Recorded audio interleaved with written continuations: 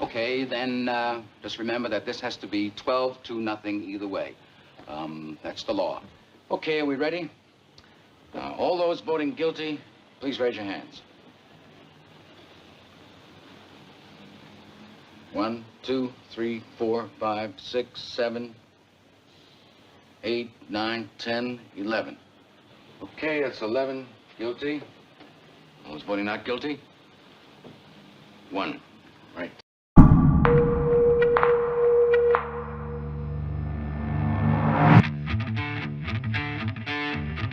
What does the world look like to someone who is visually impaired? Yes, tell us all what you see. What do you see? What do you see? Tell us what is right, what is wrong, what is art, what is vision.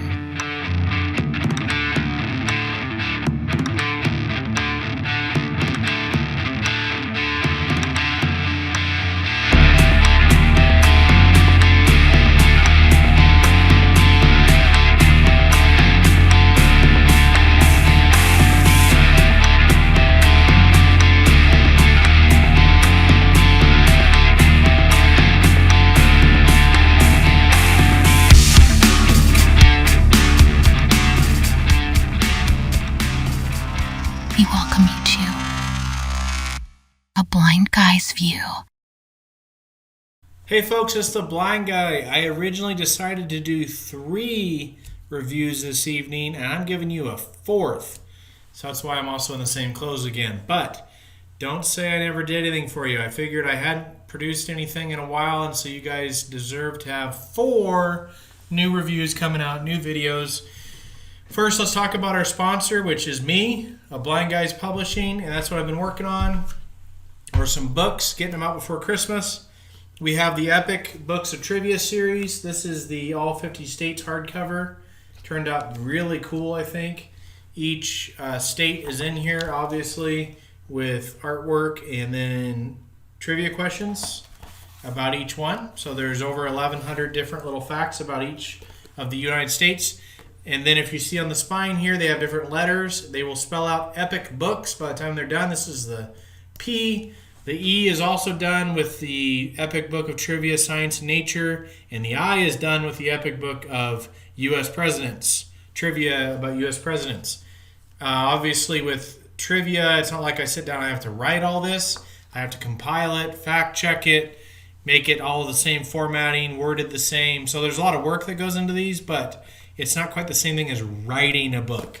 So, and then this one actually is written. Still a lot of research went into it. The Epic Book of Mythology, Gods and Creatures. What I did was I took 90 of the most famous gods and creatures from all different mythologies, Norse, Celtic, Egyptian, Japanese, all of them. Tried to spread it out, American Indian, and then I would do a write-up on the description, origin, lore, additional references that you can check out, fun facts, and then a Renaissance-style oil painting for each creature or deity. And I think those turned out really beautiful. This is the hardcover premium printed edition. Pegasus there with a young maiden. I wanted to make something that maybe like a 10-year-old to 12-year-old would really eat up, like in the library, but also something an adult would find enjoyable to read too. So I'm very proud of that book. And then I have a novel based on this character because I ended up thinking she was pretty cool. And so I turned her into the main character for a novel that I'm working on that might be out before Christmas, but I'm not going to rush it because I want it to be completely done and the way I want it to be, which writing a novel is a lot of work. I found that out. So yeah, those are available on Amazon if you want to support the channel. A portion of all the sales does go to the Foundation Fighting Blindness as a charitable cause there. Since I am visually impaired, I figured I wanted to give back a little bit on that. So if you want to support the channel, that's one way you can do it and also still get something out of it. Okay, so let's talk about this movie. This is a good old movie recommendation, so you guys know the rules. Prior to 1980, a movie that I think is good and why I think it's good. And this one pretty much speaks for itself. It is 1957's 12 Angry Men, directed by Sidney Lumet, starring Henry Fonda, Jack Warden, and a whole bunch of other guys. 10 of them to be exact, because there's 12. And so this is often considered one of the greatest movies of all time. I concur. It's up there. I don't know if it would make my top 10, but I am not going to ever say this thing is overrated. It is extremely well done. It is actually Sidney's first ever movie feature-length film that he directed, and it is so good. I actually prefer, I know this is probably a controversial take, I think I prefer The Verdict with Paul Newman over this movie, but this one is groundbreaking, and it's excellent. It is absolutely excellent. IMDb has it scoring around a 9.0. Can you believe that? I probably put it about an 8.5, 8.4, somewhere around there. Definitely something you should check out. And if you like courtroom dramas, I think it is one of the absolute best.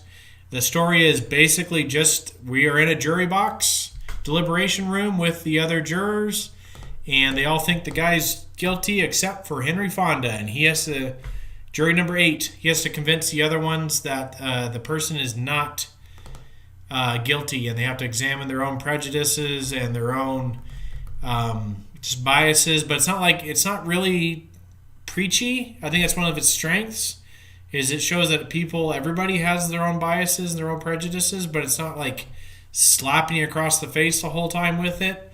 Where I think today Hollywood just could not make something like this. It would be obnoxious. But for when this was made, this thing is really, really good. I watched it with my dad, and he really enjoyed it. I had seen it before, but he had never seen it, and he really enjoyed it. When you think about it, it's a testament to how good it is, because it's almost totally real time. So as things are it's got maybe a couple jumps in time, but most of it's real time. So as things are unfolding, you're watching them unfold as if you were there. And that's why often it's done as a play, because it also takes place in that one deliberation room. It's got 2 other scenes. The intro and the outro are outside, but that is it. The rest of it is inside that room. It is hot. They don't want to be there. They want to get home. And it talks about why the American justice system, which everybody loves to hate on now, why it is so unique and why it is so powerful, is because of the right to be assumed innocent until proven guilty, that where the burden of proof actually lies and who has to do the work in the courtroom. That is very brilliant, and just saved a lot of people's lives, let's put it that way. It goes down to the whole, it's better to have a guilty man get off for something and an innocent man pay the price for it. And I think that's absolutely true. So I just think that the fact this thing takes place in one room, it's in real time, it is driven by its dialogue and its characters 100%. There is no action in this movie. There's a little bit of conflict, just interpersonal conflict between the characters, but it is driven by dialogue and characters, and you guys know I love that. I think that is so good. That is so powerful. Give me that any time over just straight up action in a movie. And everybody should see this movie. This should be one of those ones that's on the list of like 20 movies you have to watch. It doesn't really have anything I dislike in it. Some of the up close shots of people's faces, I wouldn't have done them the way they're done, but that's just a nitpicky thing. I'm not saying that the way I would have done it was better than Sidney Lumet. Obviously, he's a genius, but some of the times I find him a little distracting when it shows somebody's face that close. It's a little bit like what you saw in Silence of the Lambs, actually. Those are the 2 movies that come to mind that use that very up close shot. But yeah, 12 Angry Men. There's a remake of it that I've never seen. I can't imagine it's any good when this one is so strong. A couple factoids here. Like I said, it's Sidney's first feature-length film, and Henry Fonda actually helped produce this and put some of his own money behind it. He believed in it that much, and I think it paid off. It's one of the few movies on IMDb that scores over a 9. I think it's in the top 5. So obviously check it out. But again, thanks guys. Books, check them out if you like them, if you want to. I don't think you'll be disappointed if you like trivia like I do, or if you like mythology and things like that. And just working on some other stuff coming out too. And so as long as you guys are enjoying it, I will keep doing it. I hope you're well, and I will see you on the next episode of A Blind Guy's View. Laters on the Menjay. Just on the Menjay.